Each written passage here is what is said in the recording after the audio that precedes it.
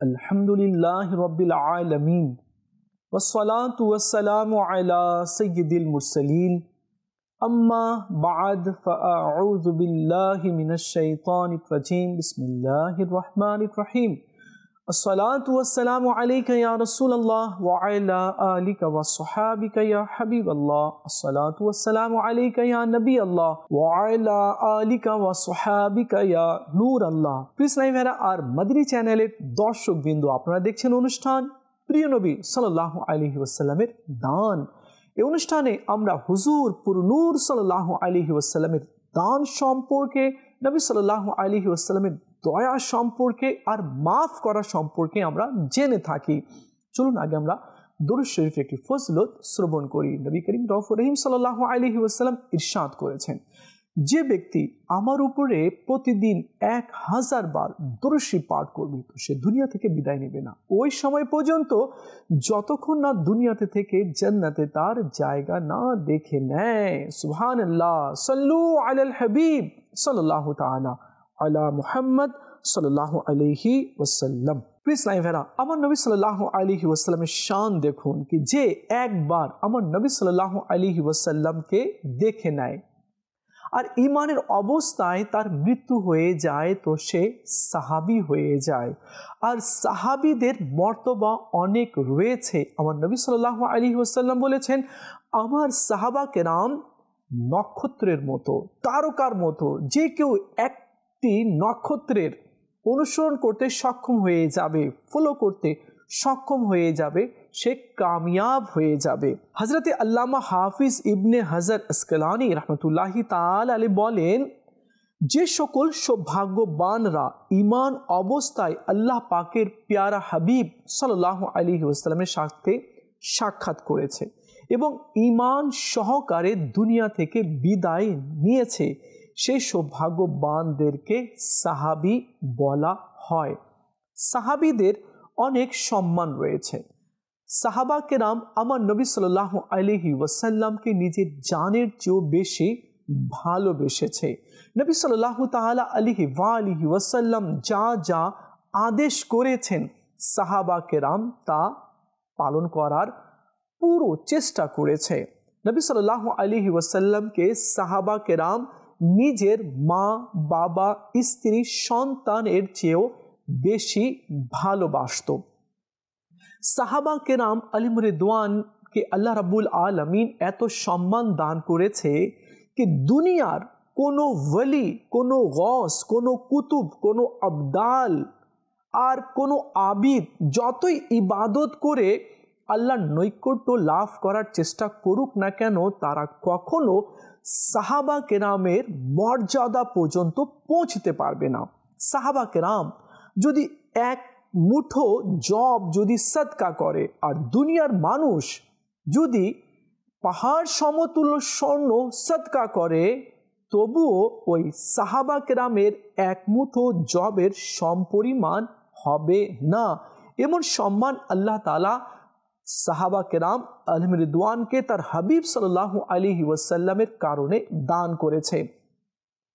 আর শেখ তরিকত আমির আহলে সুন্নাত চমৎকার একটি স্লোগান দিয়েছে, নারা দিয়েছে, হর সাহাবী এ নবী জান্নতি জান্নতি, প্রত্যেক সাহাবী রসুল জান্নতি জান্নতি, আবু বকর জান্নতি, ওমর ফারুক জান্নতি, উসমান গনি জান্নতি, হযরতে আলী জান্নতি, তালহা বিন উবাইদুল্লাহ জান্নতি, সকল সাহাবা কেরাম জান্নতি রয়েছে।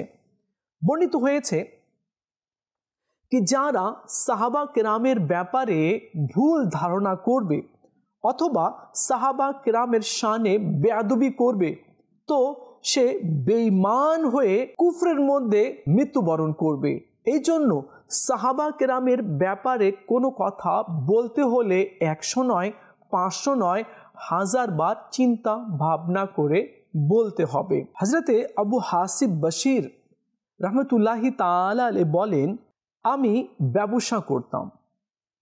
আমার এক শ্রমিক আমাকে এসে বলল কি মুসাফির খানায় এক ব্যক্তির ইন্তেকাল হয়ে গেছে, কেউ নেই তার বা এমন সম্পদও নেই কি সে কাফন ক্রয় করবে এবং দাফনের ব্যবস্থা হবে। আপনি চলুন আর একটু দেখে আসুন। তিনি বলেন, আমি গেলাম তো দেখলাম বাস্তবিক একটি লাশ মুসাফিরখানাতে পড়ে রয়েছে, একটি চাদর দিয়ে তাকে ঢেকে রাখা হয়েছে। আমি এক শ্রমিককে বললাম, তোমরা কবর খনন করো, আমি ইট তৈরি করছি। আর তিনি বলেন, আর একজনকে আমি টাকা দিলাম সে যাতে কাফনের কাপড় ক্রয় করে নিয়ে আসে। আমি ইটই বানাচ্ছিলাম, এমন সময় ওই মুর্দা জীবিত হয়ে গেল আর চিৎকার করতে লাগলো। তো সৈয়দনা আবু হাসিব বশির বলেন, আমি তার কাছে চলে গেলাম, তার হাত ধরে আমি নাড়ালাম আর বললাম, কি হয়েছে, তুমি জীবিত কিভাবে হয়ে গেলে?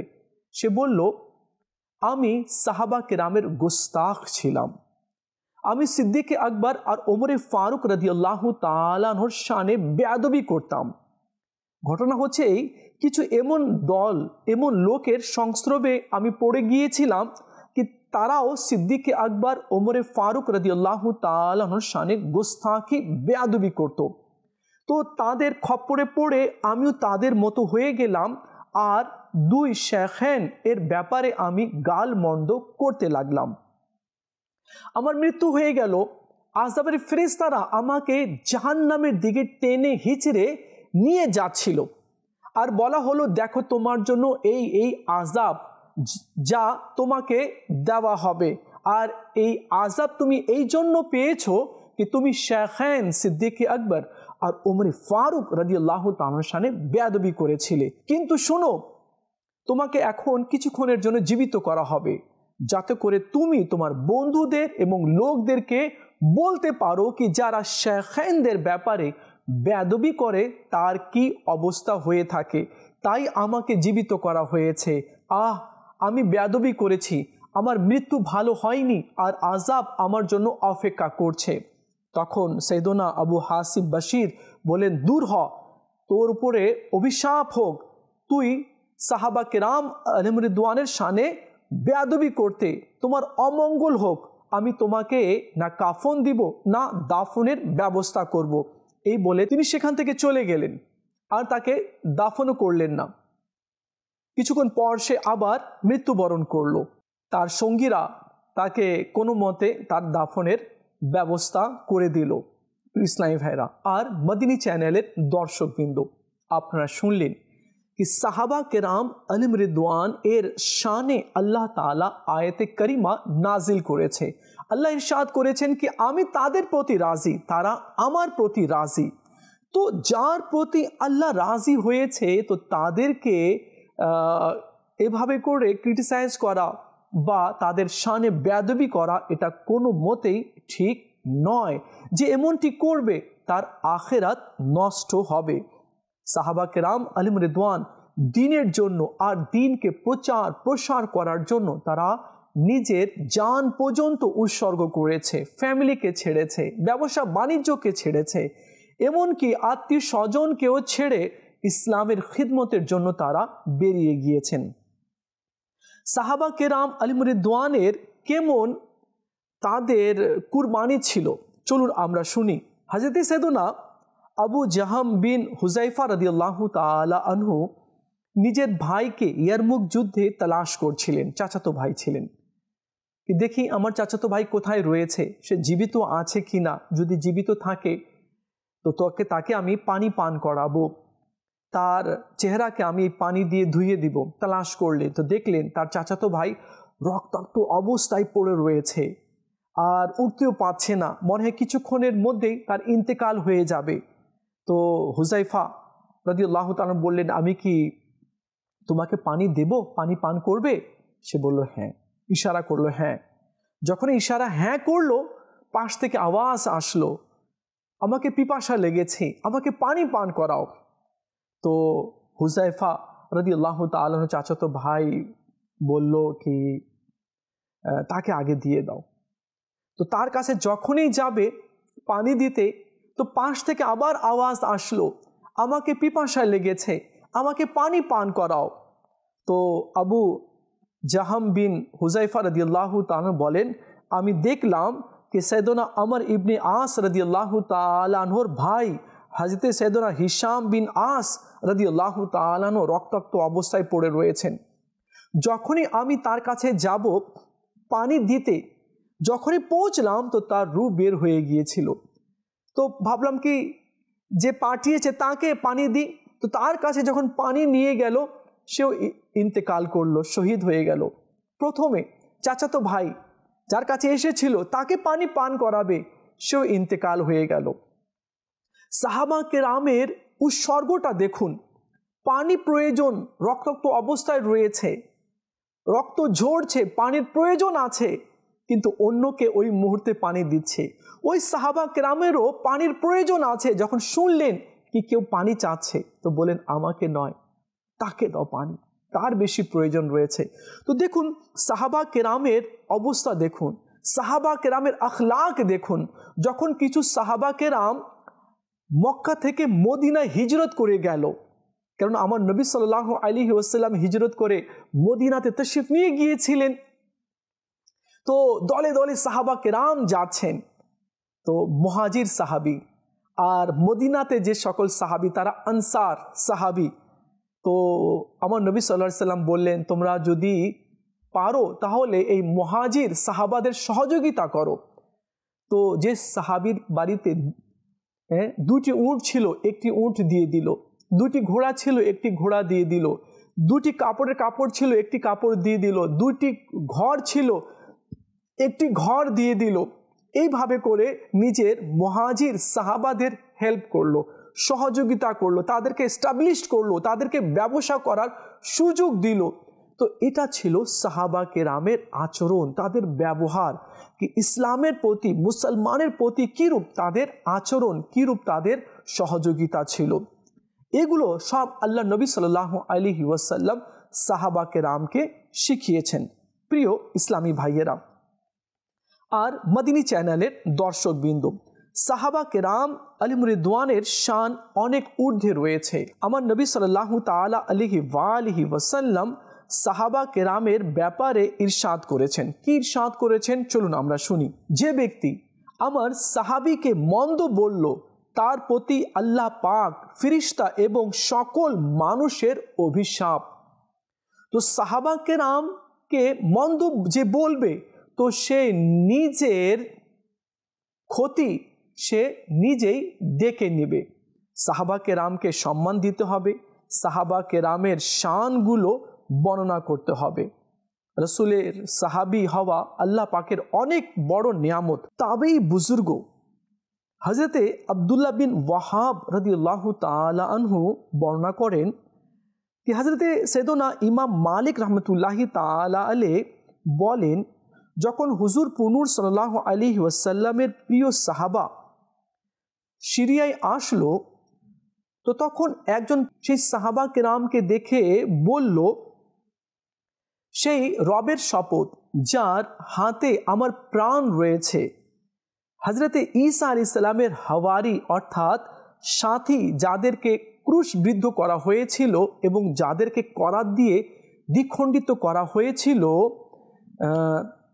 তাদের ইবাদত, বন্দগি, তাকওয়া, পরহেজগারি অথবা মুজাহিদায় সাহাবা কেরাম অর্থাৎ মুহাম্মদ আরবি সাল্লাল্লাহু আলাইহি ওয়াসাল্লামের সাহাবা কেরাম এগিয়ে আছে। তো এ কথা শুনে হজরতে আব্দুল্লাহ ইবনে ওয়াহাব রাদিয়াল্লাহু তাআলা বলেন, আমি হজরতে ইমাম মালিক রাদিয়াল্লাহু তাআলা আনহুকে আরজ করলাম, পাদ্রী যে সকল সাহাবা কেরামকে দেখেছিলেন তাদের নাম কি আপনি বলতে পারবেন? তখন তিনি বলেন, হ্যাঁ, সে সকল সাহাবার নাম আমি বলতে পারবো। নাম্বার 1 হজরতে আবু উবাইদা, 2 হজরতে মুআজ বিন জবল, 3 হজরতে বিলাল এবং 4 হজরতে সাদ বিন উবাইদা রাদিয়াল্লাহু তাআলা আনহুম এর নাম নিলেন। সুবহানাল্লাহ। দেখলেন ওই পাদ্রীও বলতে বাধ্য হলো কি এই সাহাবা কেরাম এর মর্যাদা এত বেশি আর এদের তাকওয়া পরহেজগারি এত বেশি কি ঈসা আলাইহিস সালামের সাথে যে সকল সাথীরা ছিল এবং যাদেরকে ক্রুশবিদ্ধ করা হয়েছে এবং যাদেরকে করাত দিয়ে দ্বিখণ্ডিত করা হয়েছে, তারা যে ইবাদত করত তার চেয়ে বেশি ইবাদত, তাকওয়া, পরহেজগারি রসুল আরবি সাল্লাল্লাহু আলাইহি ওয়াসাল্লামের সাহাবা কেরাম আলম রিদওয়ানের ছিল। রসুলের সাহাবি হওয়া আল্লাহ পাকের অনেক বড় নিয়ামত রয়েছে। বড় বড় ওলিও সাহাবীর মর্যাদা পেতে পারে না। এক কথা মনে রাখবেন কি রাসূল আরবি সাল্লাল্লাহু আলাইহি ওয়াসাল্লামের পরে যে সাহাবীর মর্যাদা, তিনি হচ্ছেন আবু বকর সিদ্দিক রাদিয়াল্লাহু তাআলা আনহু, এরপরে ওমরে ফারুক রাদিয়াল্লাহু তাআলা আনহু, এরপরে উসমানে গনি রাদিয়াল্লাহু তাআলা আনহু, এরপরে হযরতে আলী রাদিয়াল্লাহু তাআলা আনহুর মর্যাদা। সাহাবা কেরামের মর্যাদা ফেরেশতার চেয়েও অনেক ঊর্ধ্বে রয়েছে, এবং জিন আর যত মানব রয়েছে, নবী আম্বিয়া আলাইহিস সালাতু সালাম ছাড়া আর আমার নবী ছাড়া সিদ্দিক আকবরের সম্মান জিন আর ফেরেশতার চেয়েও অনেক ঊর্ধ্বে রয়েছে। কিন্তু সবচেয়ে বড় ফেরেশতা হয়েছেন মালাইকার মধ্যে জিবরিল আলাইহিস সালাম, মিকাইল আলাইহিস সালাম, ইসরাফিল আলাইহিস সালাম আর মালাকুল মউত আজরাইল আলাইহিস সালাম, আর আরশবাহী ফেরেশতা রয়েছে। সাহাবী ইবনে সাহাবী হযরত আব্দুল্লাহ ইবনে আব্বাস রাদিয়াল্লাহু তাআলা আনহু বর্ণনা করেছেন কি সালামুন আলা ইবাদিহিল্লাযীনা ইসতাফা, এর শান আর এর মান এটা হচ্ছে এই আয়াতে কারিমা, আর এর তাফসীর এটা হচ্ছে এই আয়াতে কারিমা সাহাবা কেরাম আলিমুর রিদওয়ানের শানে আল্লাহ তাআলা নাজিল করেছেন। রাসূল করিম রউফুর রহিম সাল্লাল্লাহু আলাইহি ওয়াসাল্লাম ইরশাদ করেছেন, ওই মুসলমানকে জাহান্নামের আগুন স্পর্শ করবে না যে আমাকে দেখেছে বা আমাকে দেখা ব্যক্তিকে অর্থাৎ সাহাবা কেরামকে দেখেছে। সুবহানাল্লাহ। তো নবী সাল্লাল্লাহু আলাইহি ওয়াসাল্লামকে যে দেখে নিয়েছে তো তাকে জাহান্নামের আগুন স্পর্শ করবে না।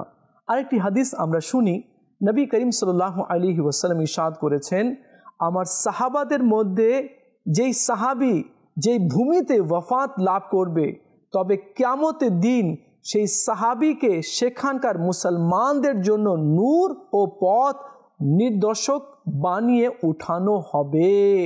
সুবহানাল্লাহ।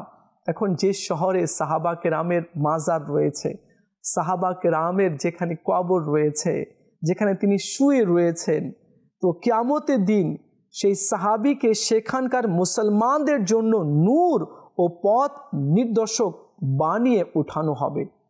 তো ওই জমি, ওই স্থান কত পবিত্র রয়েছে, যে পবিত্র স্থানে যে মাটিতে সাহাবা কেরাম শুয়ে রয়েছেন। আল্লাহ তাআলা আমাদেরকেও সাহাবা কেরামের মাজারের জিয়ারত করার আর সাহাবা কেরামকে ভালোবাসার আল্লাহ আমাদেরকে তৌফিক দান করুক। প্রিয় ইসলামী ভাইরা, সাহাবা কেরাম এর জীবনী যদি আমরা স্টাডি করি তো আমরা বুঝতে পারবো কি হ্যাঁ ইসলাম কি আছে। আমরা সাহাবা কেরামের হিস্টোরি, তাদের ত্যাগ, তাদের কুরবানি আমরা স্টাডি করি না। ইসলাম এত সহজেই আমাদের মাঝে চলে আসেনি, অনেক কষ্টের মাধ্যমে এসেছে। যারা নিয়ে এসেছে তারা অনেক কুরবানি দিয়েছে। খাব্বাব রাদিয়াল্লাহু তাআলা আনহুর কথা আমি বলি। একবার খাব্বাব রাদিয়াল্লাহু তাআলা আনহু নিজের কাপড় এভাবে করে খুললেন, তো তার পিঠ ওমরে ফারুক রাদিয়াল্লাহু তাআলা আনহু দেখলেন একেবারে সাদা হয়ে রয়েছে। জিজ্ঞেস করলেন, এ কি, তোমার এই অবস্থা কেন পিঠের? তো তিনি বললেন, যখন আপনি ঈমান আনেননি তার আগের কথা, আমি ঈমান আগে নিয়ে এসেছিলাম। সে সময় কয়েকজন শুধু ঈমান এনেছিল। আমাকে যে ক্রয় করেছিল সে আমাকে বারবার বলতো, ইসলাম ছেড়ে দাও, ইসলাম ছেড়ে দাও। কিন্তু আমি আমার রাসূল আরবি সাল্লাল্লাহু আলাইহি ওয়াসাল্লামের কলমাকে আমি ছাড়িনি। আমার উপরে অনেক অত্যাচার হতো, জুলুম হতো, এমনকি কয়লা জ্বালিয়ে দেওয়া হতো।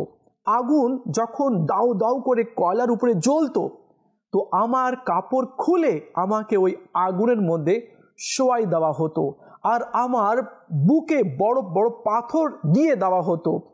এক পর্যায়ে আমার পিঠের চামড়া একেবারে জ্বলে ছাই হতে লাগলো, আর পিঠের চর্বিগুলো গলতে আরম্ভ করলো, আর ওই পিঠের চর্বির গলে যাওয়ার কারণে ওই আগুনগুলো নিভে গেল।